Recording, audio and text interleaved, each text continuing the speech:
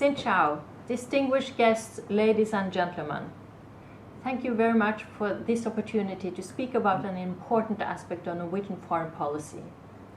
I'm happy to share with you Norway's experience in conflict resolution and peace building, with a special emphasis on the importance of including women at all stages and levels of peace processes. Norway is a small country with 5.3 million inhabitants, not a member of the EU, but having very close economic ties with the EU.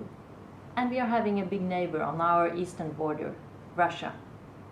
As a small country, United Nations plays a very important role in our foreign policy.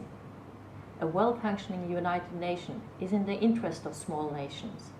We cannot act out of might, but out of right, regulated in multilateral bodies such as the United Nations. For the last 75 years, Norway has been a staunch supporter of a strong and efficient UN and a rule-based international order. As a consistent partner, Norway is the 7th largest contributor to UN system and one of the very few countries that spends 1% of the national gross income on development. Therefore, much of Norway's international peace and security efforts are channeled through the United Nations system. Despite our small population, more than 40,000 Norwegians have served in UN-led peacekeeping operations since 1949, including currently in South Sudan, the Middle East, and Mali. Norway sees many benefits from having women's participation in UN peacekeeping operations. Peacekeeping operations have developed from military monitoring operations to become increasingly complex operations with significant peace-building elements. Diversity in UN peacekeeping operations allows engagement with all members of the communities we are there to protect. In all fields of peacekeeping, women have proven that they can perform the same roles to the same standards and under the same difficult conditions as their male counterparts. We should not underestimate the positive effect that meeting women in uniform has on local women police officers or military personnel. However, Norway is also involving itself in different peace and reconciliation efforts, whether it's in the Philippines, Colombia, Afghanistan, the Palestinian-Israeli conflict, or South Sudan. Norway is getting a lot of international attention for its peace diplomacy and its role as a facilitator in different peace processes. And let me be clear, although Norway is approached by many, we would say no if we do see that we have no comparative advantage to bring to the negotiation table, that others could do it better or are better positioned, such as different regional organizations like ASEAN. And of course, all parties involved must accept our involvement. The importance of dialogue is the key principle of Norway's engagement in peace processes. Dialogue is not a sign of weakness. On the contrary, it shows strength.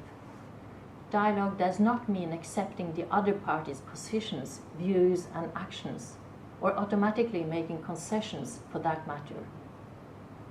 We all witnessed how the South African ended apartheid. It was a result of engagement, dialogue, and reconciliation, which was difficult, required courage and leadership, but in fact saved South Africa. Norway has devoted much time defending using dialogue as a tool in foreign policy. We have been criticized for being naive, as well as being criticized by many international partners for speaking to terrorists, such as Hamas in Palestine or FARC in Colombia. But we do, because it is our policy to talk to all stakeholders. Resolving differences is the aim of dialogue. The political climate since 9/11/2001 has been marked by either you're with us or against us, and even strengthened by today's big power rivalry. Dialogue has become under attack. Not talking has become a virtue. Some maintain that the willingness to talk and to find compromises is a sign of moral or military weakness.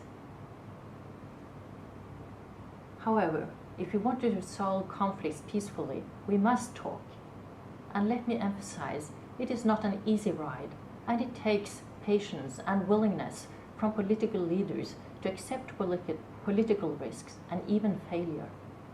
And let me quote a political leader for his reasoning for engaging his country in peace talks in the 90s.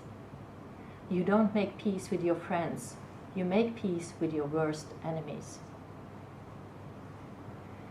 Being a facilitator in different peace processes does not mean that we accept or agree with all the views of the parties involved.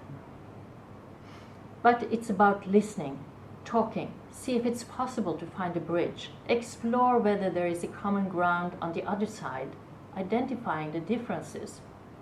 Where are the red lines? What is the space for compromise? And let me be clear again, dialogue is not a monologue. You need political will and credible buy-in and trust, not just from one party, but all parties involved. And which brings me back to the importance of women's engagement. Women must be represented at all levels and all stages of peace and reconciliation efforts, from the early beginning and through the whole process. Women represent 50% of the population and have often better access and understanding of what happens in the communities and at the grassroots level. Women should not be sidelined and just seen as victims, but must be sitting at the main negotiation table if you want to achieve lasting and sustainable peace. It strengthens the credibility and legitimacy of a peace agreement, as well as the population's sense of ownership to it. And let me elaborate on the importance of including women. Civilians are often targets in modern conflicts. Sexual and gender-based violence is used as a tactic of war or terrorism. Women peacekeepers may have easier access to local communities dominated by women. This leads to broader perspectives and a broader understanding of the situation. Having a high percentage of women and ensuring gender balance in mediation teams have therefore been a priority for Norway, as well as the importance of systematically build such capacity. Establishing regional networks of women mediators that will promote women's participation in peace and reconciliation processes, and to work to ensure that peace agreements safeguard women's rights are key components in our peace and reconciliation efforts. Tomorrow we will celebrate 20th anniversary of the Security Council Resolution 1325, which did represent a shift in the UN policy to engage more women in peacekeeping operations around the world. Women's participation was not an explicit priority in majority of the peace processes in the 90s and the 2000s. Today, such an omission would be unthinkable. Failure to include women and integrate women's rights in peace processes is not only unjust, it also makes our efforts less effective. This is a key message from Norway. Thank you, Sint Command.